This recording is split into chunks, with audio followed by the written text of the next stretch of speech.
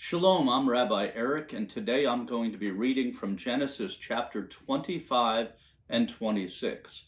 I'll be reading out of the TLV Bible, but you can follow along on whichever Bible you have handy. Chapter 25. Now Abraham took another wife. Her name was Keturah. She bore him Zimran, Jokshan, Midan, Midian, Ishbak, and Shua.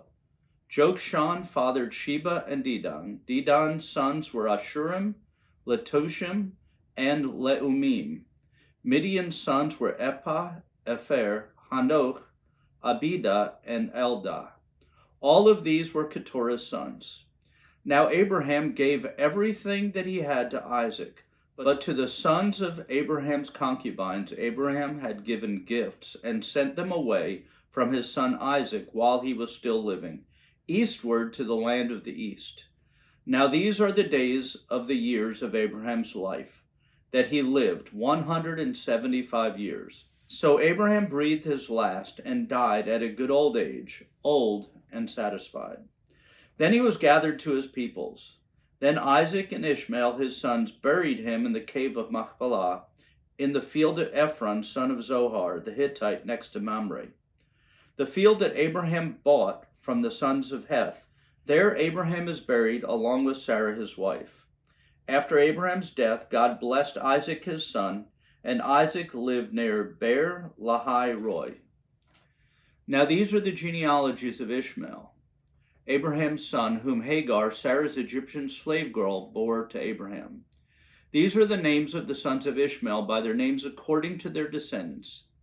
Ishmael's firstborn, Nebaioth, then Kedar, Adbeel, Mibsam, Mishma, Duma, Massa, Hadad, Tema, Jetur, Napish, and Kedim. These are Ishmael's sons, and these are their names, by their unwalled and walled settlements, 12 princes according to their clans. These are the years of Ishmael's life, 137 years. He breathed his last, died, and was gathered to his peoples. Then they dwelled from Havilah to Shur, which is east of Egypt as you go toward Assyria. Over against all his brothers he fell. Now these are the genealogies of Isaac, Abraham's son. Abraham fathered Isaac. Isaac was 40 years old when he took for himself Rebekah, the daughter of Bethuel, the Aramean from Padan Aram, the sister of Laban the Aramean, to be his wife. Isaac prayed to Adonai on behalf of his wife, because she was barren. Adonai answered his plea, and his wife Rebekah became pregnant. But the children struggled one with another inside her. And she said, "If it's like this, why is this happening to me?" So she went to inquire of Adonai. Adonai said to her, "2 nations are in your womb, and 2 peoples from your body will be separated. One people will be stronger than the other people, but the older will serve the younger." When her time came to give birth, indeed there were twins in her womb. Now the first came out reddish. All of him was like a fur coat, and they named him Esau. Afterward his brother came out with his hand holding onto Esau's heel, so he was named Jacob. Isaac was 60 years old when he fathered them. When the boys grew up, Esau became a man, knowledgeable in hunting, an outdoorsman, while Jacob was a mild man, remaining in tents. Now Isaac loved Esau because he had a taste for wild game, but Rebekah loved Jacob. Now Jacob cooked a stew when Esau came in from the field. He was exhausted, so Esau said to Jacob, "Please feed me some of this really red stuff, because I'm exhausted." That is why he is called Edom. Jacob said, "Sell your birthright to me today." Esau said, "Look, I'm about to die. Of whatever use is this to me, a birthright?" Jacob said, "Make a pledge to me now." So he made a pledge to him and sold his birthright to Jacob. Then Jacob gave Esau bread and lentil stew, and he ate and drank, then got up and left. So Esau despised his birthright. Chapter 26. Now there was a famine in the land, aside from the previous famine that happened in Abraham's day. So Isaac went to King Abimelech of the Philistines to Gerar. Then Adonai appeared to him and said, "Do not go down to Egypt. Dwell in the land about which I tell you. Live as an outsider in this land, and I will be with you and bless you. For to you and to your seed I give all these lands. I will confirm my pledge that I swore to Abraham your father. I will multiply your seed like the stars of the sky, and I will give your seed all these lands. And in your seed all the nations of the earth will continually be blessed. Because Abraham listened to my voice and kept my charge, my mitzvot, my decrees, and my instructions." So Isaac stayed in Gerar.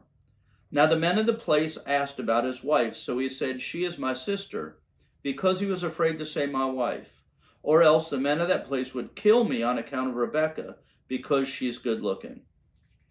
Now after he had been there for a long time, King Abimelech of the Philistines peered down through the window and saw, behold, Isaac caressing his wife Rebekah. So Abimelech called Isaac and said, "So in fact she's your wife. Now how could you say she's my sister?" Isaac said to him, "Because I said, or else I might die because of her." Then Abimelech said, "What is it that you've done to us? One of the people could have easily slept with your wife, and you would have brought guilt on us." So Abimelech commanded all the people, saying, "Whoever touches this man or his wife will surely die." Then Isaac sowed in that land, and in that year reaped 100-fold. Adonai blessed him, and the man became great and continued to become greater until he became very great. He acquired livestock of sheep and livestock of cattle, and numerous servants. Then the Philistines envied him. All the wells that his father's servants had dug in the days of his father Abraham, the Philistines stopped up and filled with dirt. So Abimelech said to Isaac, "Go away from us, for you are much more powerful than us." So Isaac departed from there, camped in the valley of Gerar, and dwelled there. Then Isaac dug again the wells of water that had been dug in the days of his father Abraham. The Philistines had stopped them up after Abraham's death. He gave them the same names that his father had given them. Then Isaac's servants dug in the valley and found a well of living water there. But the shepherds of Gerar quarreled with Isaac's shepherds, saying, "The water is ours." So he named the well Quarrel, because they quarreled with him. Then he dug another well, and they quarreled over it too, so he named it Accusation. Then he moved from there and dug another well, and they did not quarrel over it, so he named it Wide Spaces, and said, "Because now Adonai has created wide spaces for us, and we will be fruitful in the land." He went up from there to Beersheba. Adonai appeared to him that night and said, "I am the God of your father Abraham. Do not be afraid, for I am with you, and I will bless you, and multiply your seed for the sake of Abraham my servant." So he built an altar there and called on the name of Adonai. He pitched his tent there, and Isaac's servants hollowed out a well there. Now Abimelech went to him from Gerar, along with Achuzat, his friend, and Pichol, the commander of his army. Isaac said to them, "Why have you come to me, since you hate me and sent me away from you?" They said, "We've clearly seen that Adonai has been with you." So we said, "Let there now be an agreement between us and you, and let us make a covenant with you, that you will do us no harm, just as we haven't touched you, and just as we did nothing to you but good, and sent you away in shalom. You are now blessed by Adonai." Then he made a feast for them, and they ate and drank. Then they got up early in the morning and made a pledge, each to his brother. Then Isaac sent them away, and they departed from him in shalom. Now it happened that on that day Isaac's servant came and told him about the well they had dug, and said to him, "We found water." So he called it Pledge. That is why the city's name is Beersheba to this day.